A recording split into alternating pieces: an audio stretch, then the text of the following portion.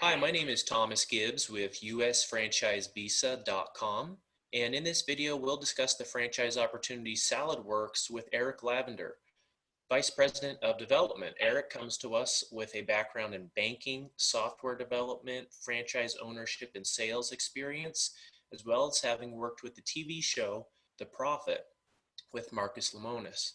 Eric, thank you for being on the call today. Thomas, thank you so much for having me. We're going to jump right into the Saladworks presentation and talk about why I'm so excited about Saladworks and the franchise that we have available.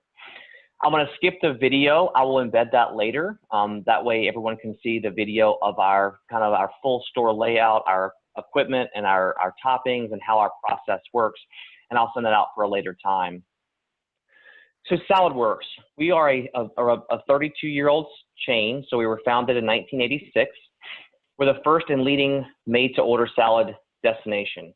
So why we're so excited about that is we've been tested and tried and true. So as opposed to being a new concept that's just kind of made their entry into the marketplace, we've been doing this for a long time. We kind of call ourselves, we made salads before they were cool. That's kind of our claim to fame. And so the fast casual create your own or build your own salad really began with us in the salad category over 30 years ago. We're approaching about 100 locations. This year we will actually exceed 100 locations, and we are opening about 17 new locations this year with a really nice pipeline going into 2020. What really separates us from other salad, fast casual, or healthy salad category is really the choice, control, or personalization and customization, which is what people really care about. If you think about the millennials and Gen Zs and Ys, they really want what they want, when they want, and how they want it, but they want it better for you. And so we have 65 ingredients, 17 dressings, and 140 million combinations. And so you can come into our concept or our stores with a lot of frequency, because whether it be a grain bowl, a salad, a toast, soup, a wrap, or whatever you want, you really can create whatever you're in the mood for. So it's keto, it's healthy, it's Weight Watchers, it's high protein, low carb, whatever it may be. We really have an opportunity or an option for you at that time. And lastly, our mission, we serve nature's best, one salad at a time. Congratulations on you guys getting to 100. That's quite the milestone in franchising. It is. We love to refer to ourselves as a kind of a startup, even though we've been around for a long time. We really didn't grow a lot. We were owned by a family, and it was just kind of a Northeast Mid-Atlantic brand. And so we were bought 3 years ago and really realized that we were sitting on a great opportunity to expand the business. And so we pushed really hard to bring in some changes and modifications to the footprint, to lower the build-out cost, and to really build out what we believe is a great create your own healthy salad concept. So a little bit about our business. Total investment range is around 136 to 452, a wide range, but that's also because we're building small stores, we're building grocery stores and airports. We're also building, strip centers and lifestyle centers and other areas. And part of the country is different rents and different costs, and so we do have a wide range of the total investment, which is 136 to 452. Typically, our ideal size store is 1,600 to 1,800 square feet. We can go much smaller. We have some kiosks that are 200 square feet, and we have some stores that are approaching 3,000 square feet. With no hoods, no grills, no grease, and no fryers, and really no roof penetrations at all, we can really fit anywhere the franchisee wants us to be. We're predominantly in 14 states in the Mid-Atlantic and Northeast, although that growth has really expanded outside the Mid-Atlantic this year. We are going to be going to Texas and California and Minnesota and more stores in North Carolina, another store in Georgia, and really expanding our Midwest and Southeast growth. Last year, we finished our top item 19 top tier of about 1.24 million for our top stores. So you figure a top tier store of 1.24 million with a build out cost, even on the high end at 452, that gives you a very good sales to build out ratio for a very successful concept. Around 125 liquid, 350 net worth is what we're looking for now. It is conservative. Obviously, if our build-out costs are that low, we don't need such a high number. We're doing it to be very conservative. We want the banks to have no problem funding people, and we also want to make sure people have the money required. We don't want them to spend their last dollar and not be able to do heavy marketing or really grow the brand in their marketplace. And so we really want to have people to have a little bit more than what we're asking for. First store franchise fee is $35,000. We do have a 50% off for veterans right now. And then it's $30,000 for each additional store. Our royalties are on net sales, not gross. So we do not take royalties on discounts or taxes. So our royalties are 6% for royalties and 3% for marketing. So a total of 9% net sales, which is under the industry average. Our average restaurant sales right now is about $867,000. So even if you were an average restaurant and kind of not hitting the top tier of 1.2 million, our stores are still performing in the 867,000 range. Food and paper run about 28 to 32. Our crew labor cost without a manager, because we don't know if the manager is going to be the owner or not. So we don't really discuss that until we have more specific conversations with kind of what the franchisee is looking for. Crew cost is 17.7, and our average check is somewhere around $12 on average. Eric, when you say net sales, how is that defined? So it's actually take home what you're netting. So you take out discounts, you would take out sales taxes, you would take out all the other things that you would pay for, manual voids or refunds. And it's really the total dollars you collected or the total sales that you collected. And so we take it off of that, not inflating it by taking it on gross sales. Okay. So we're not talking about like sales minus cost of food. We're talking about sales at the bottom after we've made all the adjustments that we need. Correct. A lot of franchising concepts charge it on gross sales. And so if you were to give a discount, they would charge it on the total amount, not subtracting the discount. We subtract the discount out and then take our royalties based upon what you actually brought in, not what you totally collected in terms of gross. Great. Okay. So for those of you watching this webinar, it's an important piece because when you do the math, I'd say effectively, and Eric, correct me if I'm wrong, but I'd say effectively that 6% royalty, if it was a gross to compare it with, that'd probably be what, a 7.5% royalty if we were talking. Yeah, because you figure most franchising concepts, right, they need to spend 2 to 2.5% local store marketing or redeeming coupons or, catering and giveaways and all that kind of stuff. So yeah, if you're running a 2 to 2.5% discounts with just coupons and deals you're doing in your store, you're paying royalties in some situations on that total, not subtracting the discount from it. Correct. Yeah, great. Well, that's just additional value for the franchisees. That's wonderful. Absolutely. So kind of a little bit about our brand. We've been in the industry 30 some years, as we just described. We're the original, sustainable, incredible, and our goals obviously are making life delicious for over 30 years. As you can see in the picture, we have salads, we have toast, and we have grain bowls. We really are primarily salads. And so obviously, as our name suggests, Saladworks, 60 to 70% of our menu items sold are salads, followed by grain bowls, which are about 10 to 12%, followed by soup and toast and our other items that we have in our restaurants. What's also incredible to think about is of our items sold, whether it be wraps, grain bowls, or salads, or toast, 60 to 70% is create your own. So even though we have a chef on staff, we have amazing recipes, we do a great job of really highlighting why you should be eating certain foods during different times of the year. People want what they want, and they know what they want, and they like it. And so the amazing part is, although we have 12 chef-inspired recipes, when you look about a training perspective, if most people are getting what they want, they're telling you what they want, and you don't have to memorize what they want. And so it also makes it easier for a franchisee because everyone that comes in the door is building their own salad, and there's nothing to memorize. You're just serving the guests. So if you can do it happily with a smile and giving them a chance to try different things and kind of telling them what you think is valuable in terms of health benefits or what pairs well with certain other items, it really helps the process and takes away the robot and memorization of our salads.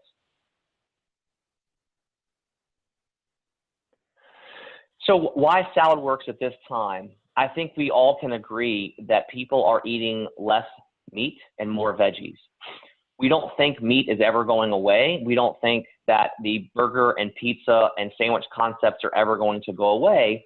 But what we do believe is that while they're not enjoying a Friday or a Saturday of a hamburger or a pizza, they are during the week caring more about what they put in their body, how they feel, and working out and staying healthy. And I think people are, as this slide suggests, people are increasing veggie intake and reducing their meat intake. Saladworks does have meats. We have tons of veggies as well. And so while we're not trying to eliminate the meat, we're not trying to say it's unhealthy for you, no way, shape, or form, we're really giving you the options and choices to choose something else. So if you want shrimp or bacon on Friday, or you don't want it on Friday, you can eat there 3 or 4 times a week and get a lot of other protein that are non-meat and a lot of other healthy plants for your lunch or dinner. As you can see also, the salad category is growing substantially. If you look at the chart here, obviously we don't fit in the pizza or barbecue section, but we're obviously in the build your own salad category. We're obviously in the healthy focus category. And really, because we have so many toppings and dressings, other than having not having a few things, we are also Mediterranean. And so if you take those 3 categories of the 5 fastest growing categories, we're hitting on 3 of those 5 categories. So a substantial opportunity for, if you think about driving around your community or driving around your area, and you really want a healthy, quick, reasonably priced salad or lunch that's going to be good for you, where do you go? Because Saladworks is 100 stores or so. We're the largest in the category. There's really not a huge amount of salad concepts. And so really, there's not a lot of places to go. And so we really believe that not only is this a healthy opportunity for us to grow our brand, we also believe it's a noble calling for us to put healthy concepts in areas that don't have them, that for people who really want to eat something other than burgers and pizza. And last but not least, another fact about younger people are eating more salads, especially away from home. If you think about a salad, typically the most people put 5 toppings on their salad. So you go to the grocery store, you buy 2 different lettuces, you buy 5 toppings, and then you buy dressing. You have to come home, wash the lettuce, wash the vegetables, prepare the salad dressing, chop, slice, and dice all your vegetables, put them in a salad, and then put the dressing on it. And the salad's amazing. And then you're eating that same salad for the next 5 days because it's going to go bad if you don't. If you don't eat it for the next 5 days, it's going to go bad. And so what we've found is that people like to eat salads away from home because of the complexity and flavors they can get versus making a salad at home. It's kind of simple to make a sandwich at home with some meat and bread and some condiments, or even make or order pizza at home. It's not as easy to do that with salads. And so what we're finding is that people are eating salads, especially away from home versus making them at their house. So kind of the brand attributes of why we think we are a great concept, especially now to kind of join and buy into. We are a top performer in category, size, longevity, and sales. So if you think about that, we're the largest, we've been around the longest, and we have the best AUVs. That's a pretty substantial reason to join Saladworks. We also offer the best option in category, most toppings, most flavors, most choices. We have a substantial growth path, strong growth path for this year with opening over 17 restaurants and more to come into next year with already having close to 100 stores now. We have a supply chain that already works. And so in terms of labor and food, it's a very profitable opportunity. With having no grills or grease or fryers or heavy cooking and labor-intensive kitchens, we don't have near the labor issue other concepts do. We've chosen to be simple. There is nothing wrong with being more complex. That's just not our business model. We really want to keep it focused on salads, plant-based food, and keeping it simple. And so when you focus on something and you stay focused on something and you keep it simple, it really helps you deliver a better return. So food and labor are profitable. Lower investment to other choices. If you look at other salad healthy category options, we believe that we can do better with lower build out cost. We have amazing training that really helps you with peak volumes, whether it be online ordering, Saladworks good to go, pick up off of a shelf, whether it be, you know, all the different ways of a kiosk and everything we also offer. We can hit peak volume times using technology like other big chains are doing now. We also have flexible designs, whether it be 200 square feet, 800 square feet, or 2,000 square feet, we can fit in most locations. We also offer, in some situations, a license agreement that will cater to non-traditional business models. And so if you are in a grocery store or a train station, or you want to go into an area inside of somewhere else, we can work with you on a simple terms to go there as a license agreement versus a franchise agreement. So we are very flexible with how we can work with you on non-traditional. And we have an experienced field team to support each unit and each person with real estate, construction, training, and ongoing business coaching and marketing as well, with a full team to support you outside of Philadelphia, where our base office is. So kind of where we are and where we're going, if you kind of look at the top right-hand corner, we're in these states, 15, 14 about states. We are developing, and the bottom below that in development, those are the states that we are going to be additionally adding on this year. If you think about priority development areas, this is our priority areas. This is not only where we're going, this is priority because we already have stores there. If you think about already having 2 or 3 stores in those markets, you might as well spend a little extra time in PR marketing those markets to really grow your brand presence. We will go anywhere in the country if it makes sense for us and it makes sense for the franchisee. We also will not go somewhere that doesn't make sense for the franchisee or the franchisor. We grow smart. We really have a strategic approach to how we want to grow. And while we'd love to sell to everybody anywhere in the country, we also don't want to see stores close, and we also don't want to see franchisees not successful. And so we work really hard, whether it be real estate and construction, and really vetting the candidate out to make sure this is the right thing for them. And so priority development areas really only means we've already got stores there, and so we're kind of trying to focus on those stores or those areas more. Secondary development areas are areas where we have a lot of interest, we have a lot of opportunity, markets are great and ripe for development, and we really are trying to forge ourselves into those new markets. And so if you look at priority development areas, current development areas, and in development areas, we really have, a larger regional presence and almost a national presence as we move into 2020. So how do we help you? So you think about moving forward with Saladworks, coming to Discovery Day, and realizing this is exactly what you've always wanted to do. How do we help you? So we have initial support from real estate. We will tour markets with you. We have a real estate team on staff. We have brokers that we use nationally across the country, and we have proprietary software we're going to use to help you pinpoint where in your market you should be. And so we're going to work with you through that process. Once you've selected your location, we have a design and construction team who's also going to help you work through the design portion, the letters of intent portion, the entire construction piece. We will visit your site prior to you starting construction and making sure the contractor is exactly up to speed on expectations. We will visit your store halfway through to make sure that we're on time, on budget, and looking like a Saladworks. And finally, we'll visit your store before you make your final payment to make sure that the store is ready to open on time and on budget as we outline to the contractor. And so we support you through the whole process. We also have a training team that will train you at our offices in Philadelphia.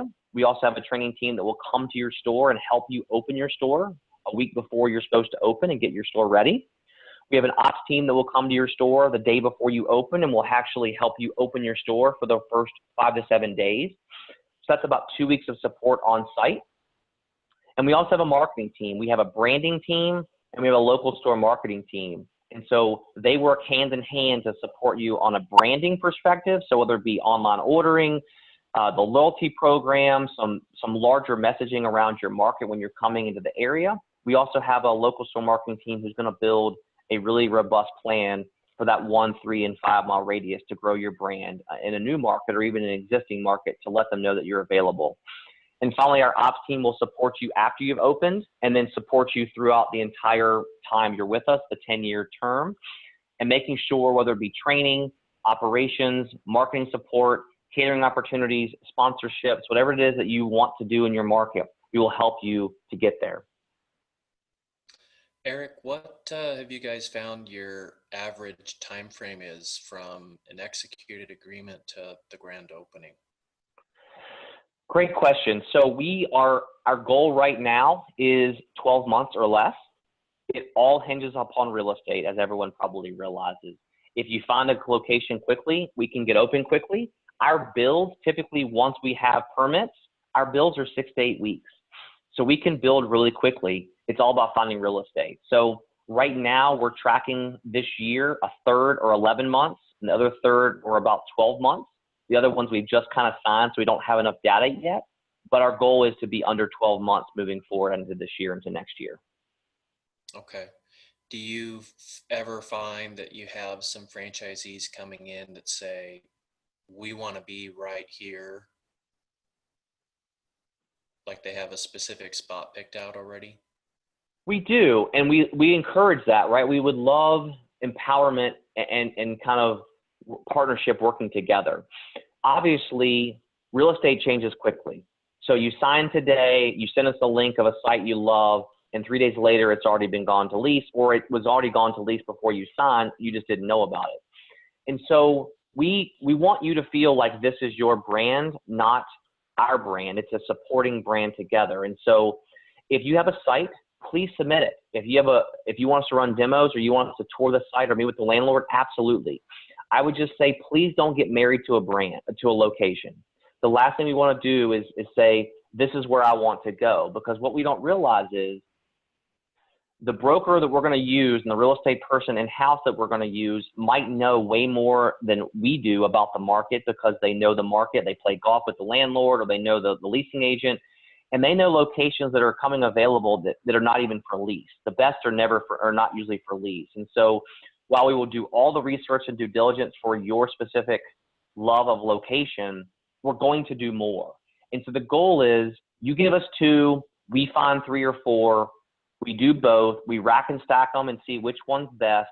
We present all of them to you with what we think is the best and why. At the end of the day, it's still your decision. If you've heard all we've told you about why we think this location is better, but you're still set on this location, it is your decision.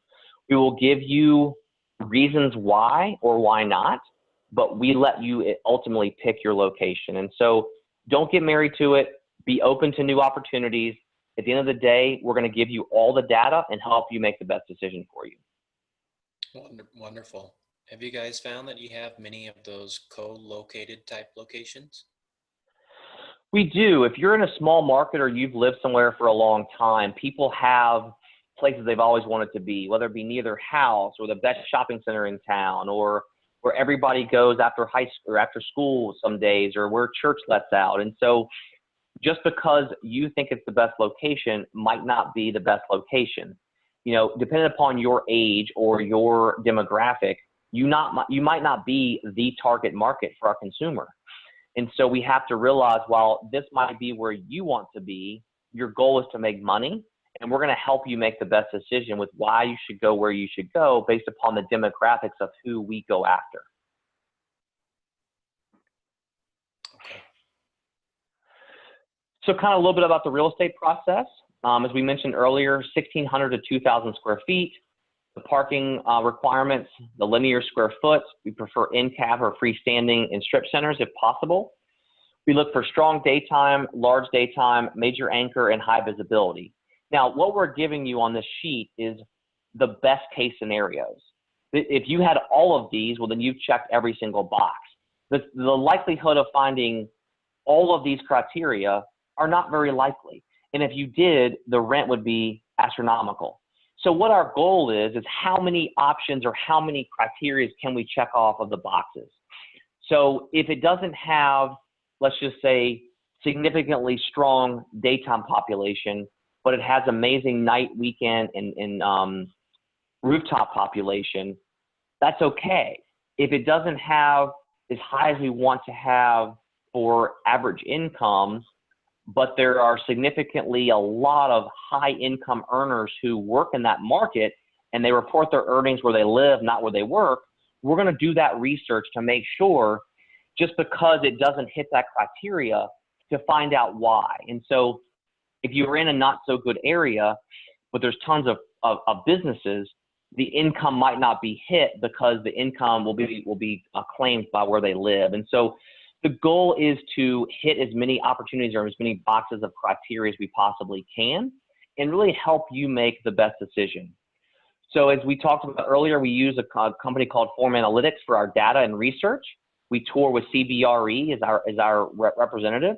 Do you have to use CBRE? You do not. This is your business. Will we recommend them because they know our brand? Sure. If you've got somebody in your market who's doing a great job and you've known them for a long time and you want to use them, we'd like to talk to them and tour with them and get to know them and spend time with them. And hopefully they're going to make a great decision with us. But yes, we're willing and open to let you use who you want to use. Our goal is to give you systems and processes to help this as easy and as painless as possible. If you've got experience and you have somebody that you'd like to use for something, we're happy to share and use that information. So finally, we'll also help you negotiate the letter of intent. We'll help you finalize the lease, and we'll help you with begin design and construction. And on the right-hand side, it kind of goes through what we're looking for.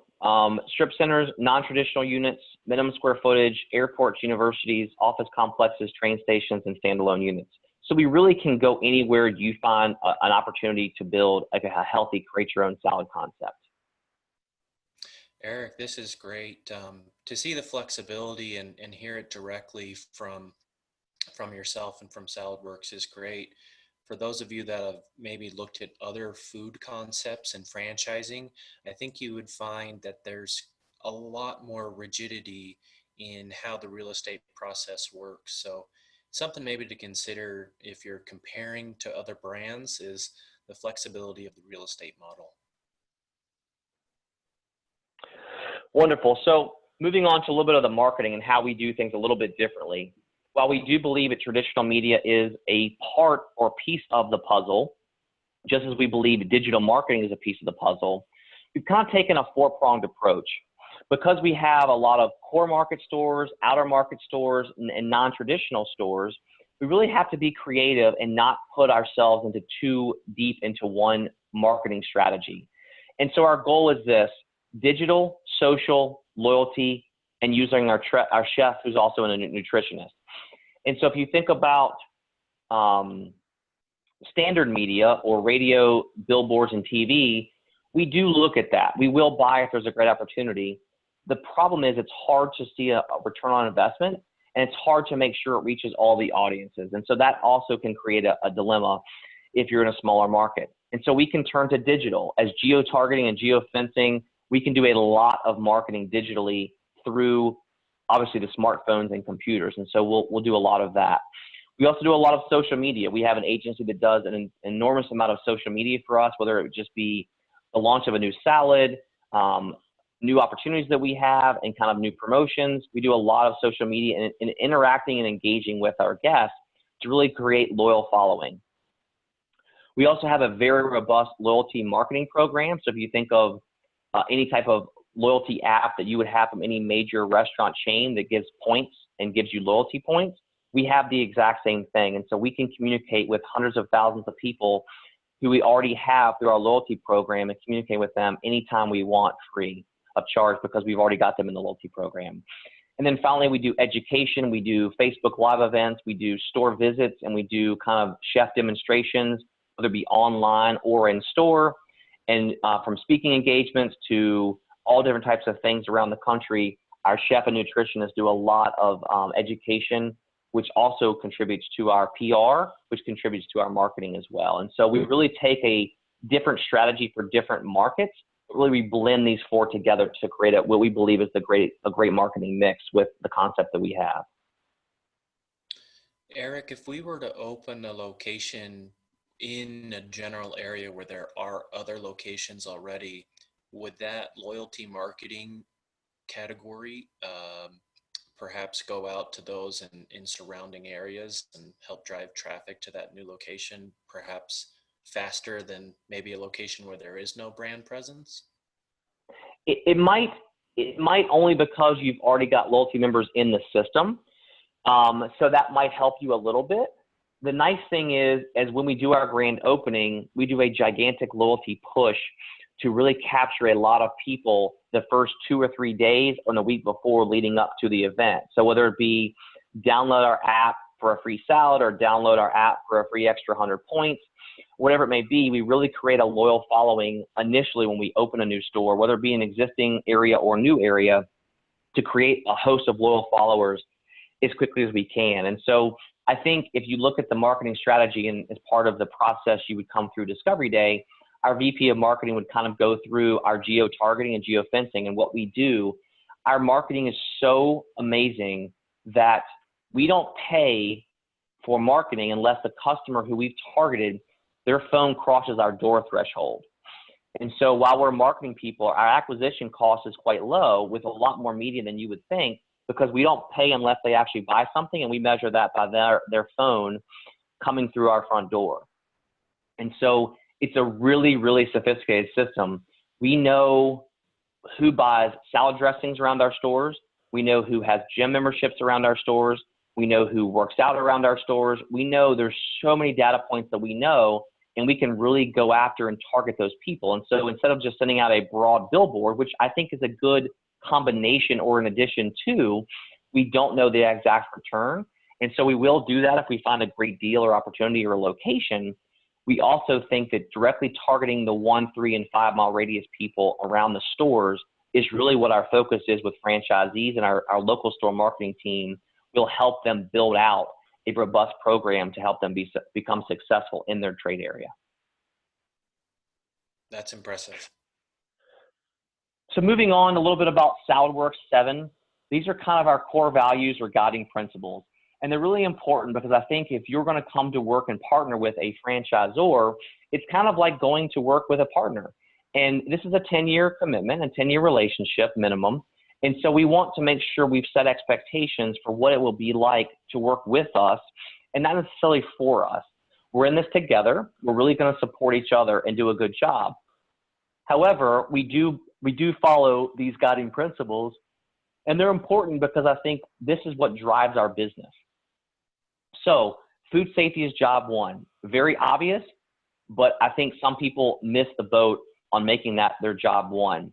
So whether it be our tracking, traceability, trackability, and our full-time procurement person, we take this very serious because even though we primarily sell vegetables, you can still get sick with vegetables. And so we take this very serious. We make decisions leveraging facts and insights. Typically in a lot of companies, the CEO, the VP, the highest person in that category or that department makes the decisions. Now, ultimately, that still is the answer, but it's not without facts and insights. And so we come to a great conversation or discussion, and it's about the facts and the insights, not about the emotional decisions. And so it really helps a younger person or a more seasoned person in an area bring out the data and have a great, robust conversation and challenge the leadership team. And that's great for decision making. We believe we ultimately serve those who serve salads. Most people will never know the CEO or the CFO or me probably, but what they will know is the person who served them a great tasting salad with a smile on their face across the counter.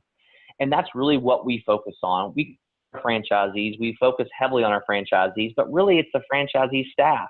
That's where the rubber meets the road, and that's where we're going to get a good reputation or a bad reputation based upon the people who are serving the salads on a daily basis. And so we focus heavily on awards, surveys, giveaways, competitions, and really taking care of the people who serve the salads on a daily basis because that's where it's really important. We are committed to a continuous improvement and growth focus. We spend a lot of money on research that doesn't work. We spend a lot of money on research that does work, but you have to do it. You don't know what is going to work and not going to work. And so to sit back and say, well, we're the largest and we have the most toppings and we believe we're the best, you should just buy us. If we had that type of mentality, we might be good for a couple of years or months. That's not how you can grow and sustain business nowadays. And so we were always trying to improve, always get better, and always figure out how we can do things to improve our business. Next, we believe we differentiate or die. We have to find out what makes us special. It's not just the salad or the grapes or the tomatoes or the croutons we make, but what really separates Saladworks? Is it the amazing proprietary dressings? Is it the 64 choices of toppings? Is it the amount of speed of service that we can offer that other salad concepts can't? What do we differentiate ourselves with to other salad concepts? And that's what we're continually to focus on to help differentiate ourselves as we grow. We recognize the best answers exist within the team. We have a high respect for one another. We have very robust and challenging conversations on a daily basis with franchisees, with the franchise employees, with the staff in the office. We want to be the best, and we want each other to make each other become the best. And you do that by challenging each other, but you also have to respect each other. And so we work really hard in the office on a very collaborative, shared environment to do what's best for the franchisees, because that's ultimately what's best for the franchisor. And lastly, we stand up for what we believe in and do the right thing. It's simple. We do the right thing because it's the right thing to do. If we need to make a decision for a franchisee, we put ourselves in the franchisee's shoes and we try to figure out how do we solve this that's fair for the franchisee and fair for the franchisor, because ultimately it's a partnership and a relationship for 10 years. And if one person's not happy, the relationship's not going to sustain or last, and it won't become successful. And so it sounds easy. It sounds like, well, everybody does that, but do they really? We really do what's best for just do the right thing. This is a picture of our menu. So as you can see, we have wraps, toast, and grain bowls in addition to obviously our salads. We do offer different soups of the day. So we have about 14 soups you can choose from. However, we only require that a store sells 6. Can you sell more than 6? Absolutely. But the goal is sell what sells. If a certain soups don't sell in your market, well, then we shouldn't sell them because you need to make money. And so we really do a good job. As long as you follow the core menu, we really do a great job of letting you add on or take off things that are regionalized that fit in your market that don't fit in other markets.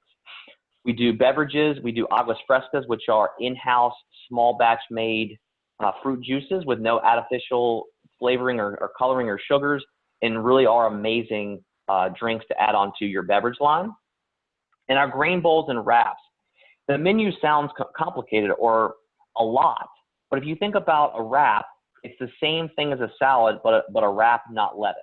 So it's the same memorization of a Bentley salad that we offer. It's the exact same ingredients, exact same mixtures, just a different vehicle for how you serve it. Same with grain bowls, right? If you order a grain bowl, it's the same exact ingredients. You're subbing out lettuce for grain. And so while the menu looks expansive and while there's a lot of choices for the consumer, for a trainee or a franchisee, it's the same recipes, just a different vehicle for how you get that recipe in terms of eating it. And so we've done a very good job of being creative and offering a lot behind the scenes, really making it simple for franchisees to train and to operate stores. This is what our Saladworks would look like. This is about 1,500 square feet, 1,583 square feet to be exact. This is outside of Atlanta, Georgia, near Emory University. It's one of our newer corporate stores we opened back in July. I like to show this picture because this is exactly what the store or about would look like if you were to open a Saladworks store moving forward. This is kind of the inside. If you notice, we have a banquette with a nice wallpapered brick back wall.